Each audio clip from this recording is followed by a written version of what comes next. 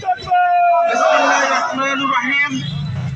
জামায়াত ইসলামী বাংলাদেশ 10 নং হবিগঞ্জ ইউনিয়ন শাখা কর্তৃক আয়োজিত মহান বিজয় দিবসের র্যালি পরবর্তী সমাবেশে উপস্থিত জামায়াত ইসলামী বাংলাদেশ ভালুক উপজেলা শাখার সম্মানিত তারবিয়াত সেক্রেটারি রুহুল আমিন রানা ভাই, উপস্থিত রয়েছেন বিশিষ্ট শিক্ষাবিদ জামায়াত ইসলামী বাংলাদেশ ভালুক উপজেলা শাখার সম্মানিত শুরা ও কর্ম পরিষদের অন্যতম সদস্য উলামা বিভাগের সম্মানিত সভাপতি ডক্টর হাফেজ আবুল কাশেম ভাই সহ উপস্থিত দায়িত্বশীল বৃন্দ, উপস্থিত প্রিয় তৌহিদি জনতা, আসসালামু আলাইকুম রহমতুল্লাহ।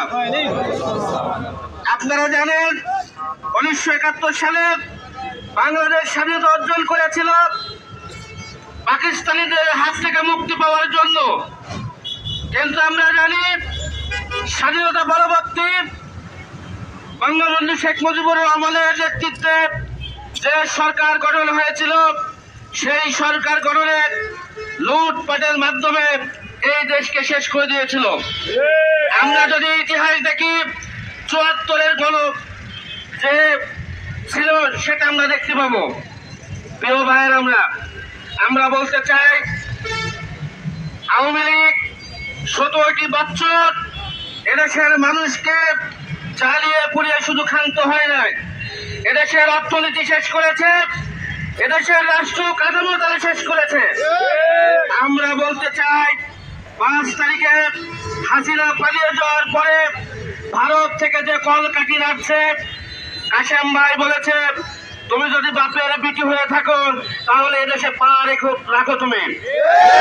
আমরা আওয়ামী লীগদের বলতে চাই আওয়ামী লীগ এদেশে চাকরি করবে সমস্যা নাই, বাজার করবে সমস্যা নাই, ব্যবসা করবে সমস্যা নাই, কিন্তু আওয়ামী লীগের যে রাজনীতি করার কোনো অধিকার নেই। আমার জয় বাংলা স্লোগান নিয়ে বাংলা রাজপথের কাউকে নামতে দেওয়া হবে না। আমরা বলতে চাই যে দেশ বিরোধী ষড়যন্ত্র চলছে, আমাদের সবাইকে সজাগ থাকতে হবে।